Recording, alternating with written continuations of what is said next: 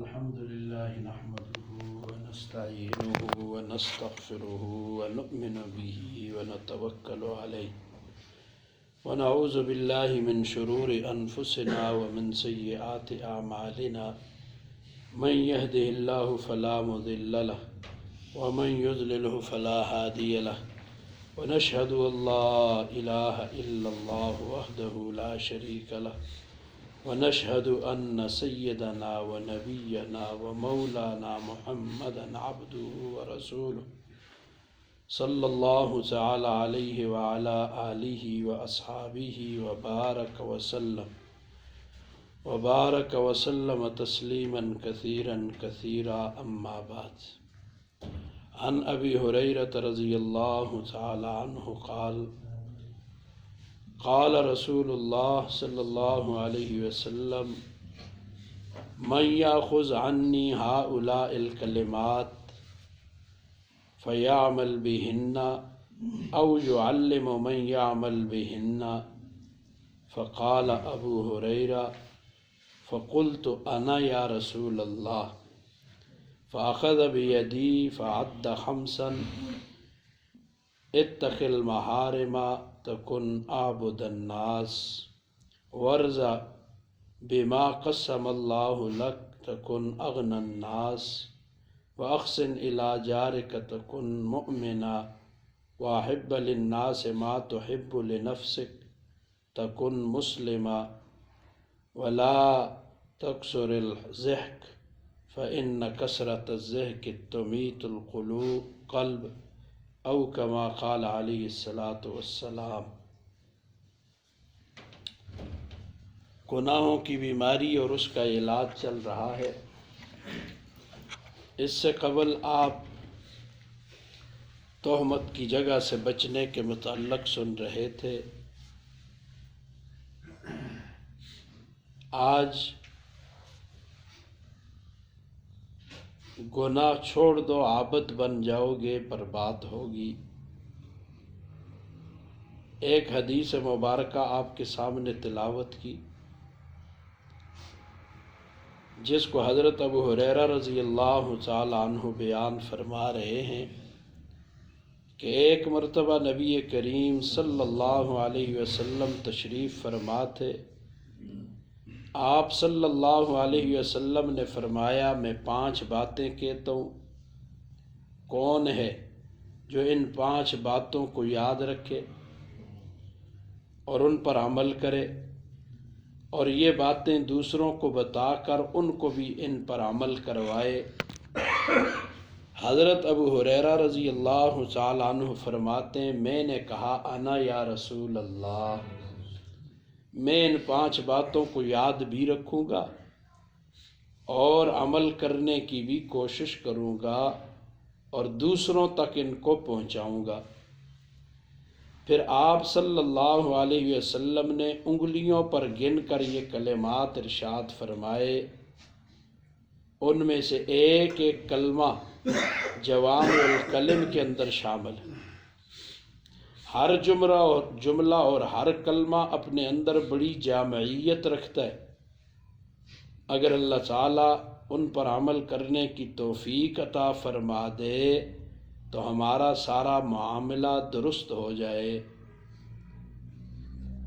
پہلا جملہ یہ ارشاد فرمایا اتق المحارم تکن اعبد الناس، تم حرام کاموں سے بچو تو تم تمام لوگوں میں سب سے زیادہ عبادت گزار بن جاؤ گے. ہمارا ذہن یہ ہوتا ہے جتنے زیادہ نفل پڑھیں گے تو ہم عبادت گزار ہوں گے. اللہ کی حرام کی ہوئی چیزوں سے بچنا عبادت گزار ہو جاؤ گے. حضور اقدس صلی اللہ علیہ وسلم نے اس جملے کے ذریعے یہ حقیقت واضح فرما دی کہ فرائض و واجبات کی تعمیل کے بعد سب سے زیادہ اہم چیز مومن کے لیے یہ ہے کہ وہ اپنے آپ کو ناجائز و حرام کاموں سے بچائے. نفلی عبادتوں کا معاملہ اس کے بعد آتا ہے. اگر کوئی شخص اس دنیا میں اپنے آپ کو گناہوں سے بچا لے تو ایسا شخص سب سے زیادہ عبادت گزار ہے، چاہے وہ نفلیں زیادہ نہ پڑھتا ہو۔ حضور اقدس صلی اللہ علیہ وسلم نے اس جملے کے ذریعے ایک بڑی غلط فہمی کا ازالہ فرمایا ہے، وہ یہ کہ ہم لوگ بسا اوقات نفلی عبادتوں کو تو بہت اہمیت دیتے ہیں، مثلا نوافل پڑھنا، تسبیح، مناجات، تلاوت وغیرہ، حالانکہ ان میں سے کوئی ایک کام بھی ایسا نہیں جو فرض ہو، چاہے نفلی نمازیں ہوں یا نفلی روزے ہوں یا نفلی صدقات ہوں، ان کو تو ہم نے بڑی اہمیت دی ہوئی ہے، لیکن گناہوں سے بچنے اور ان کے ترک کا اہتمام نہیں۔ اکثر ایسا ہی ہوتا ہے، سفر میں کچھ ملیں گے تو کہیں گے علی جی حضرت کوئی وظیفہ بتائیں جی، وظیفہ بتائیں۔ ہم نے وظیفے پڑھنے کو سب کچھ سمجھ لیا۔ یاد رکھیں کہ یہ نفلی عبادات انسان کو نجات نہیں دلا سکتی، فرائض اور واجبات ضروری ہیں۔ تو اب ایک شخص فرض اور واجب پورا ہی نہیں کر رہا اور دن رات نفلوں پہ کھڑا ہے، بچ جائے گا؟ اللہ کے فرائض تو پورے کرو پہلے، جب تک انسان گناہوں کو نہ چھوڑے۔ اب دیکھو رمضان المبارک کے مہینہ میں لوگ نفلی عبادت کی طرف زیادہ توجہ ہوتی ہے، تو عام دنوں کے مقابلے میں زیادہ نفل پڑھ لیتے، تلاوت زیادہ کر لی، ذکر و تسبیح زیادہ کر لی، اچھی بات ہے، روک نہیں رہے، لیکن کوئی یہ نہیں سوچتا میں نفل عبادات تو کر رہا ہوں، ساتھ میں گناہ بھی تو کر رہا ہوں۔ اللہ تعالیٰ نے جن چیزوں کو حرام اور ناجائز قرار دے دیا ان کے اندر مبتلا ہو رہا۔ یہاں ایک بات سمجھنا، اللہ نے جن چیزوں کو حرام کر دیا نا ان سے بچنا فرض ہوتا ہے، ہم گویا فرض چھوڑ کر نوافل کے پیچھے لگ جاتے۔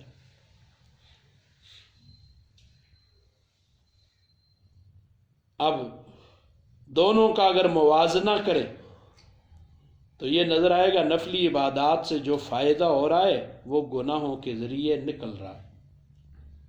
اس کو مثال سے سمجھے،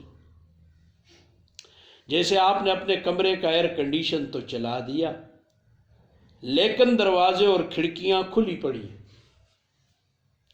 جس کا نتیجہ یہ ہے ایک طرف سے ٹھنڈک آ رہی ہے اور دوسری طرف سے ٹھنڈک نکل رہی ہے۔ یا ٹینکی لے لے، پیچھے سے موٹر چلا لی، اس کے ذریعے پانی آ رہا ہے، آگے سے ٹوٹی کھول کے چھوڑ دی، یا اس ٹینکی میں کچھ سوراخ ہیں اور ان سے پانی نکل رہا ہے اور پرواہ ہی نہیں۔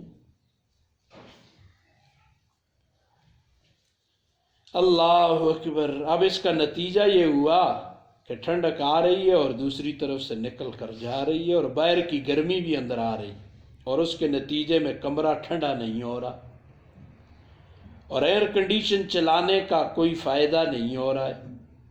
اسی طرح آپ نے نفلوں کا ایئر کنڈیشن تو لگا لیا، ذکر اور تلاوت کا ایئر کنڈیشن تو لگا لیا، لیکن گناہوں کی کھڑکیاں چاروں طرف سے کھلی ہوئی۔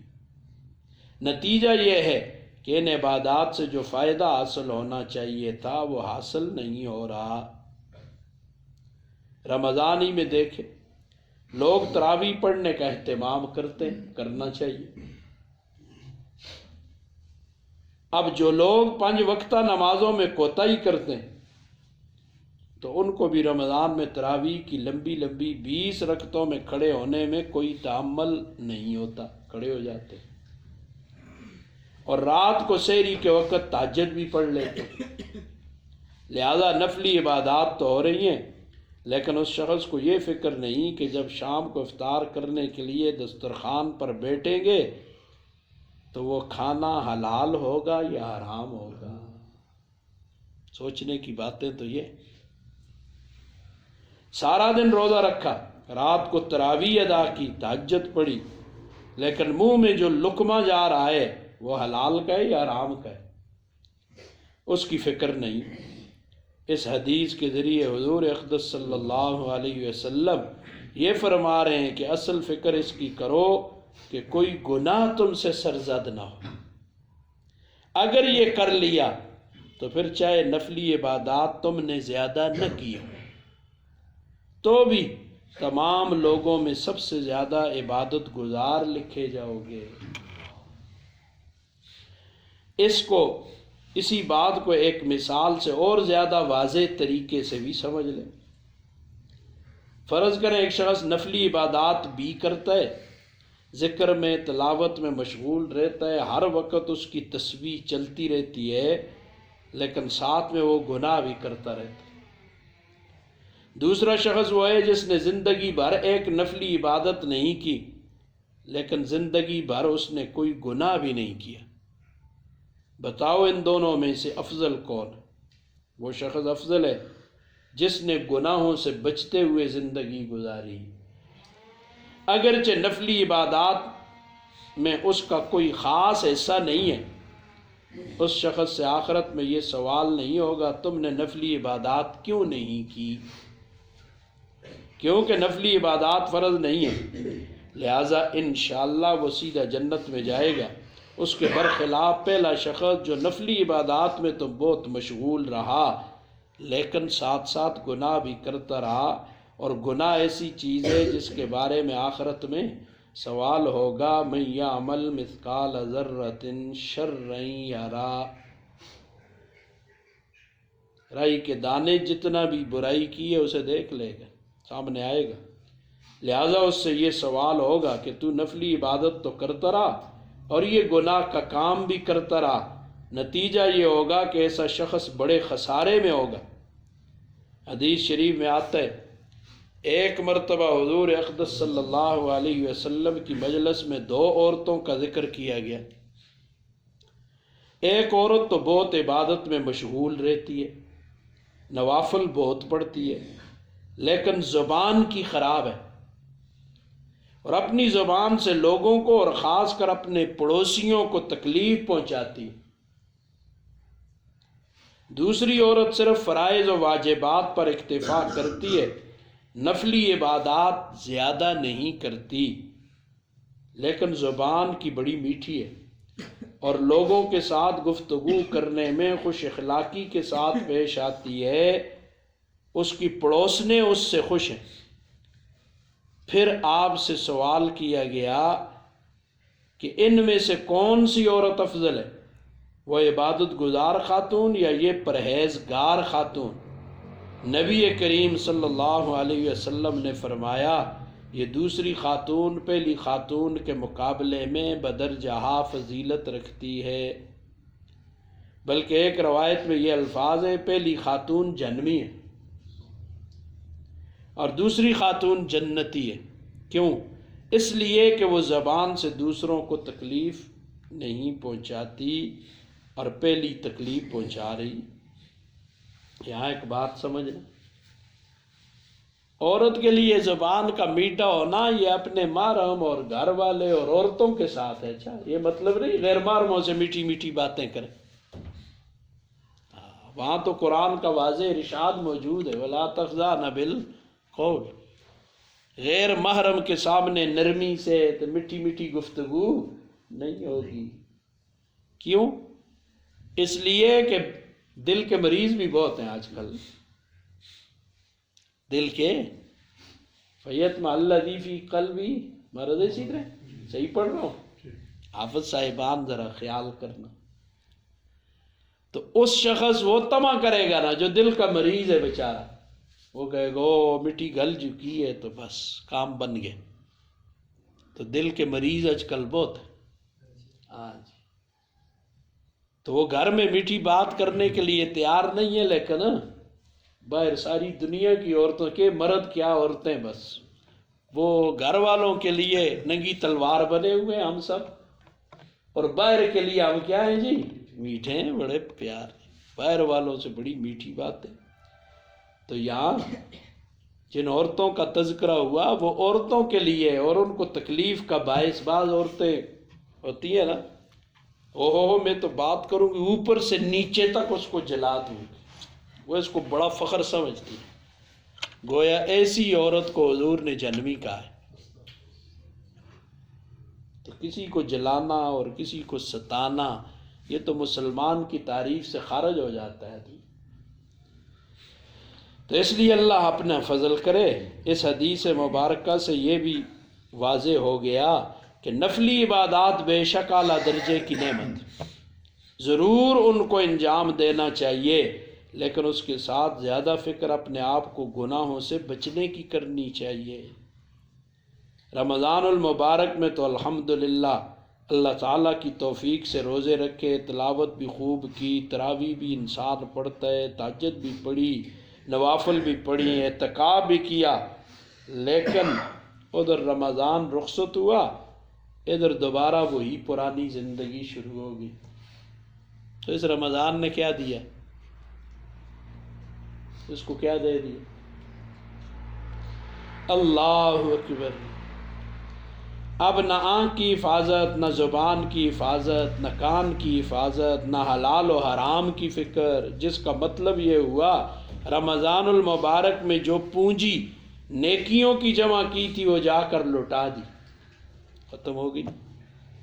اور حدیث مبارکہ ایک حضرت بابا جان رحمہ اللہ سے اکثر سنا کہ علامات قیامت میں سے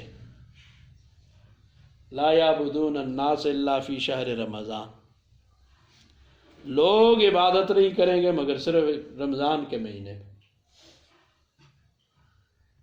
بس عبادت ہو رہی ہے، اس کے علاوہ کوئی فکر ہی نہیں، جو چیزیں آگے پیچھے فرض ہیں ان کا اہتمام ہی نہیں۔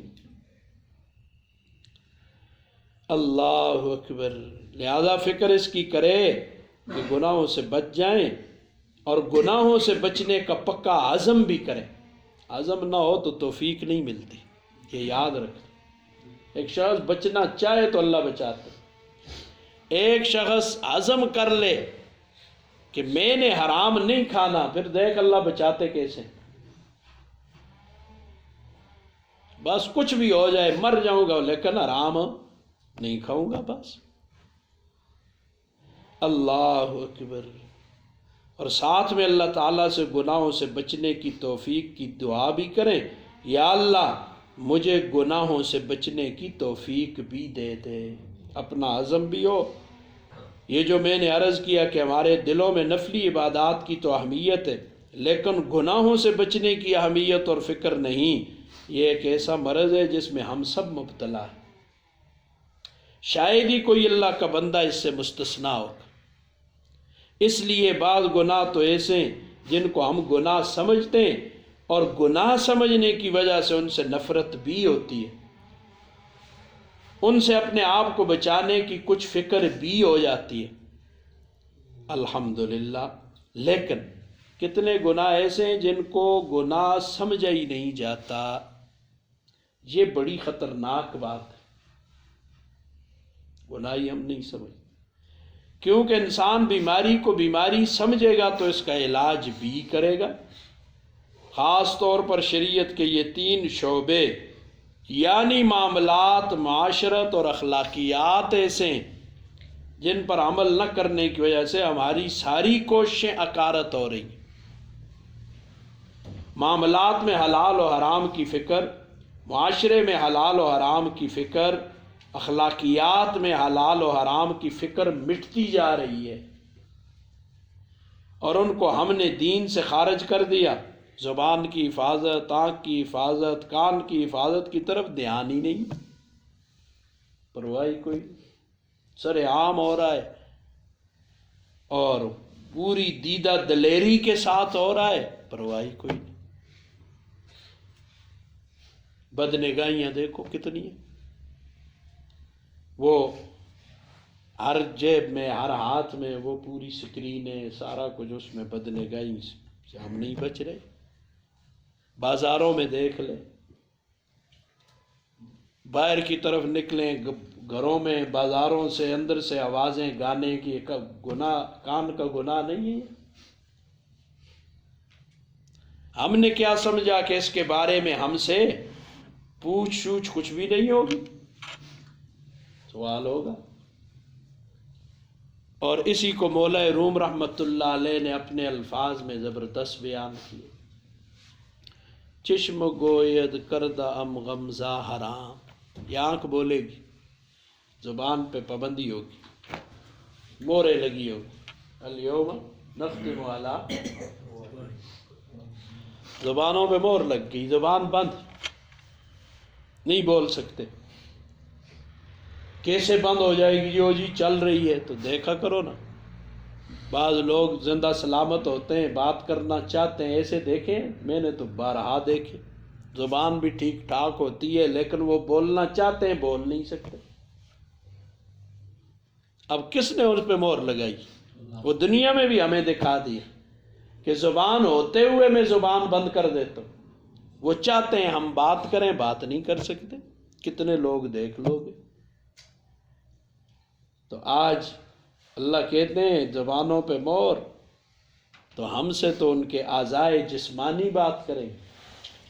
یہ شکوہ اور شکایت کرے گا، ہو تمہارے لیے میں جھگڑ رہا تھا اللہ سے، اور تم نے میرے خلاف گواہی دے دی، تو کیا جواب ہوگا؟ انتقن اللہ انتقا.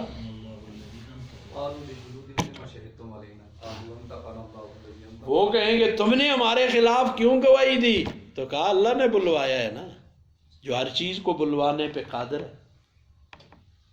آنکھ بولے گی چشم گوید کردہ ام غمزہ حرام، اے حرام نگاہیں ماری ماری ماری. گوش گوید چیدہ ام سوء الکلام، اور یہ شنیدہ ام سوء الکلام، کان کہے گا میں نے یہ برے کلام سنے تھے، بری باتیں سنی تھی. آج ہم کان کا مزے لے رہے ہیں، غیبت کی صورت میں، گانے باجے کی صورت میں، اور کان بالکل. اور محفل، کسی محفل میں جا کر بیٹھ جاؤ، سوائے غیبت کے کوئی اور بات ہے ہی نہیں ہے کسی کے پاس. اللہ اکبر، احساس تک ختم ہو گیا. اور لب گوید من چنی بوسیدم، ہونٹ کہیں گے میں نے یوں یوں حرام بوسے لیے. اور دست گوید من چنی دزدیدم، ہاتھ کہے گا میں نے یوں یوں چوریاں کی. دیکھیوں کوئی دکھے نہ ہوئے، چوری کر لی. اور آج عجیب سی صورتحال سے ہم گزر رہے ہیں. ہم تو جب بخاری شریف پڑھنے بیٹھے تھے نا، آگے انشاءاللہ کریں گے، اسی پہ بات کا اکتفا کرتے ہیں. تو پہلا سبق جو استاذ شاگردوں کو نصیحت فرماتے ہیں، تو سب سے پہلے نصیحت کے چند انمول موتی حضرت شیخ نے بکھیرے، تو ان میں سے ایک یہ بھی تھا کہ میرے عزیزو، تم سمجھتے ہو کہ شرک کریں گے، بدعات کریں گے، بڑے بڑے گناہ کریں گے تو جہنم میں جائیں گے. فرمانے لگے جہنم میں جانے کے لیے تو تم اپنے بھائی، طالب علم ساتھی، تم اپنے بھائی کے جوتے اس کی اجازت کے بغیر پہن کر چلے جاؤ، یہ جہنم میں جانے کے لیے کافی ہے. وہ سینے پہ ادھر لکھی گئی، نقش کل حجر ہو گئی بات. اب دیکھو، عام طور پر ادھر ادھر تو اتنا نہ، مسجدوں میں یہ معاملات ہوتے ہیں. آئے جی جوتے کسی کے پڑے ہوں گے، بوٹن جی 5,000 کے، 3,000 کے، 2,500 کے، خراب ہوندن سجدن، بوٹ رکھے ادھر، کسی کے بھی چپل پڑے ہوئے ہیں، پہن کر چلا گیا. اب اس کو گناہ سمجھا ہم نے؟ گناہ سمجھا ہوتا تو یہ کام کرتے. ہم نے اس کو گناہ ہی نہیں سمجھا، اور اس میں کوئی احتیاط نہیں. بھائی جہنم میں چلا جانا یہ تو بڑا خطرناک تھا بوٹ خراب ہونے سے، ایمان کا خراب ہو جانا وہ تو زیادہ نقصان تھا کہ بوٹ خراب ہو جاتے، وہ 5,000 ہے 5 کروڑ کے بھی ہوتے تو ہو جائیں۔ اس کا مطلب ہے ہمارے ہاں ایمان کی کوئی قدر و قیمت نہیں ہے، اور گناہ کو ہم بڑا نہیں سمجھتے ہیں، اور اپنے 1,000 1,200 1,500 2 2,500 لاکھ کی شے کو ہم اہمیت دیتے۔ تو اس لیے اہتمام کے ساتھ یہ چھوٹی باتیں نہیں ہوتی۔ وہ ایک کتاب اللہ قبر کو نور سے بھر دے، شیخ موسیٰ خان صاحب روحانی بازی، وہ شخصیت کہ جن کی وہ میانی قبرستان میں ان کی قبر ہے لاہور میں، تو جن کی قبر سے جنت کی خوشبو آئی تھی، وہ آج بھی اس کے گواہ سینکڑوں اور ہزاروں کی تعداد میں موجود۔ تو یہ اللہ ہمیں کچھ نشانیاں دکھاتے ہیں، یہ اہل حق ہیں، ان کے راستوں پہ چلو، دنیا میں دکھا دیا جاتا ہے۔ تو ان کی ایک کتاب ہے استعظام الصغائر، یعنی چھوٹے گناہ اور چھوٹی چھوٹی جن کو ہم نیکیاں سمجھتے ہیں، ان کے یعنی گناہ کے نقصانات اور چھوٹی نیکی کے فوائد، جن کو ہم چھوٹا چھوٹا سمجھتے ہیں، سمجھے؟ اور عجیب و غریب اس میں واقعات حضرت نے نقل کیے، آدمی حیران رہ جاتا ہے۔ تو اس لیے ان چیزوں کا اہتمام اور فکر کرنا ہے۔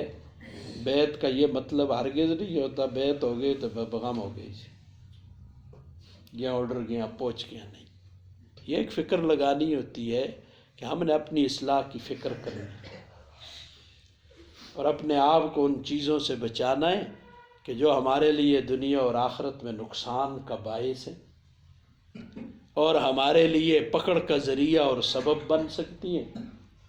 لہٰذا صرف رسمی طور پر آنا اور جانا مقصود نہ ہو، آگے جی بس جی فلانے بزرگوں کو بیعت ہیں جی، فلانے سے بیعت ہیں جی، فلانا ہوگا، بات تو وہی ہوگی پدر من سلطان بود، میرا باپ بادشاہ تھا، مجھے باپ بادشاہ تھا، تو اپنا بتا نا تو کیا ہے؟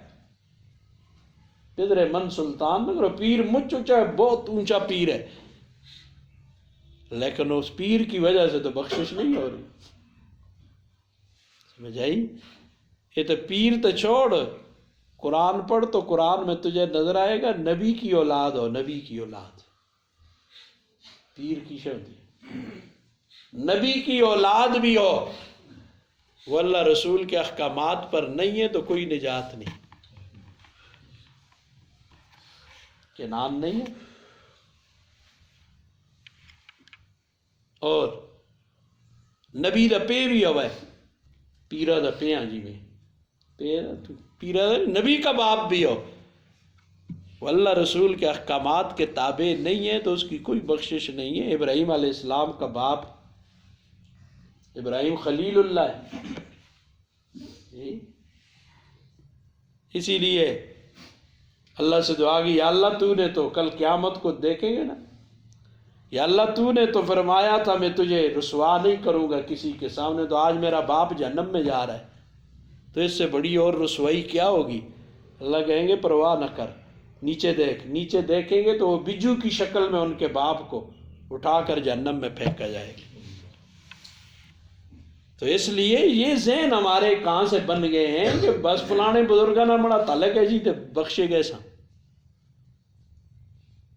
اس خام خیالی میں نہ رہے، اور فلاں بزرگ کا میں پوترا ہوں تو دیترا ہوں تو فلانا ہوں، یہ باتیں پسرے نو بابداں بنشست خاندان نبوتش گم شد۔ شہزادی بابا کیا کہتے؟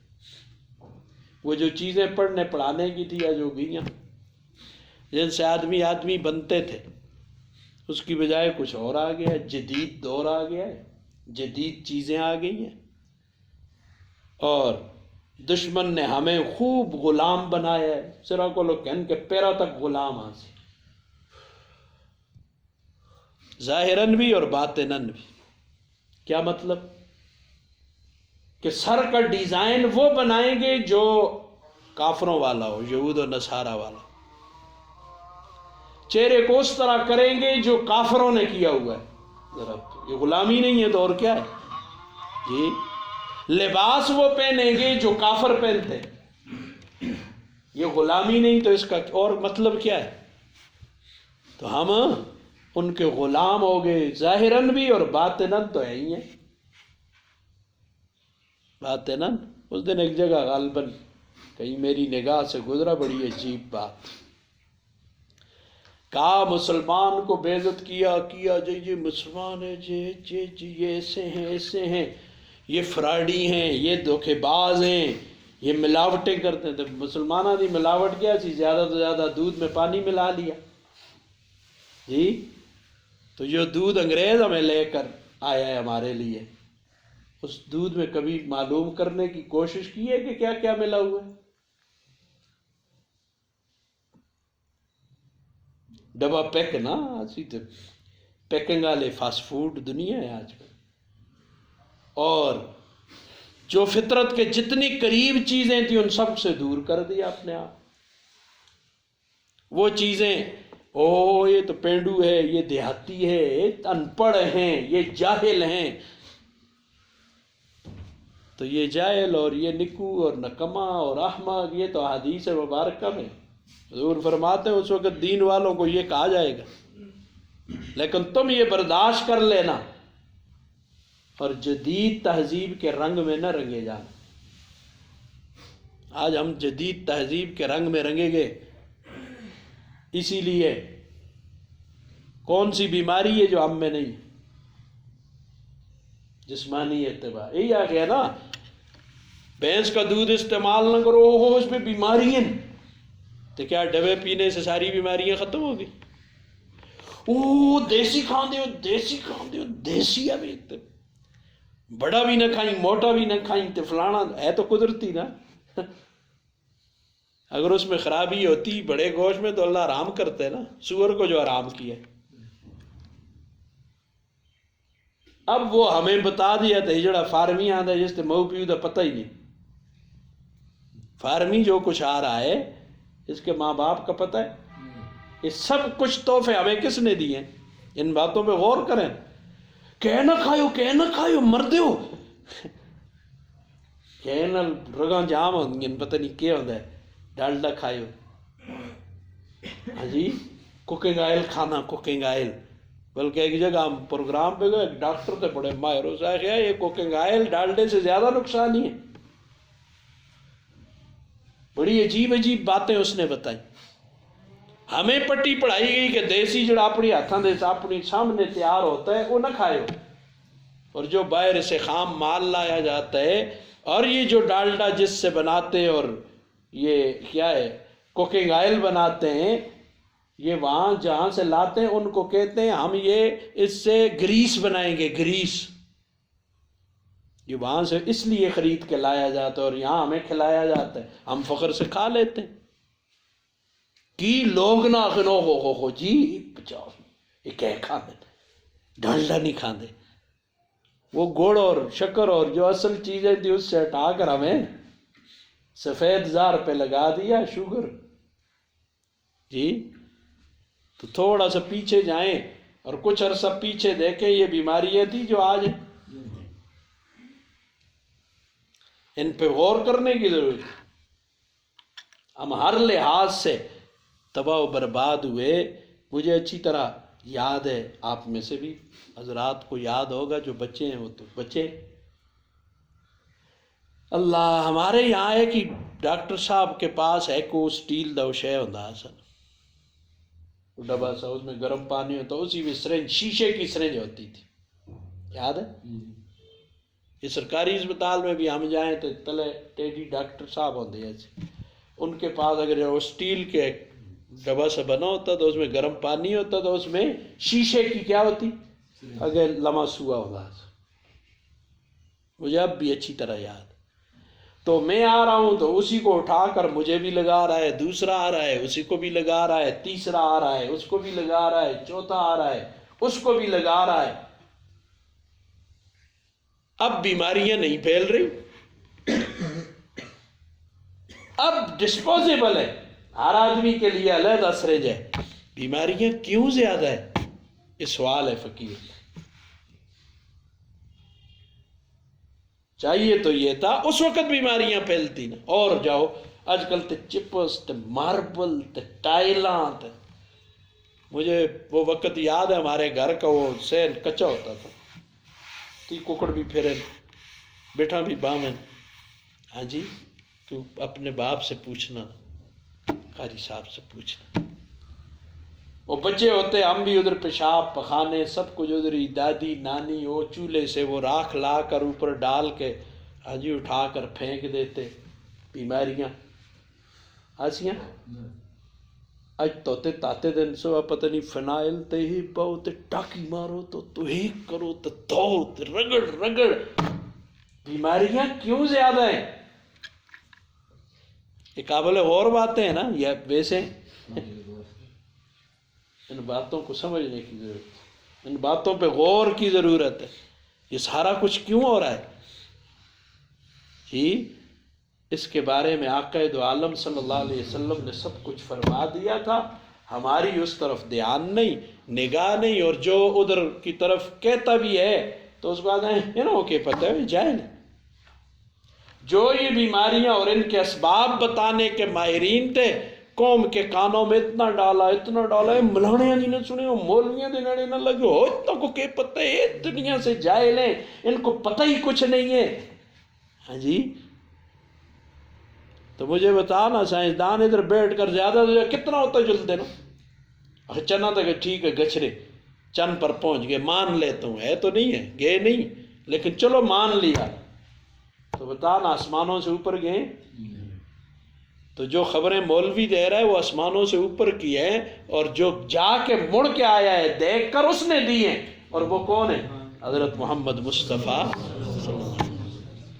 آسمان تو تلے تلے جڑے رہندن ان دیاں سی من گئے ہیں، یقین کر لیتے ہیں، اور جو ساتوں آسمانوں سے بھی اوپر، اور جہاں سے فرشتوں کو بھی اوپر جانے کی اجازت نہیں، وہاں سے بھی اوپر گیا ہے، اس کی باتوں پہ ہمیں یقین ہی نہیں۔ اللہ ہمارے حال پہ رحم کرے، فکر کی ضرورت ہے۔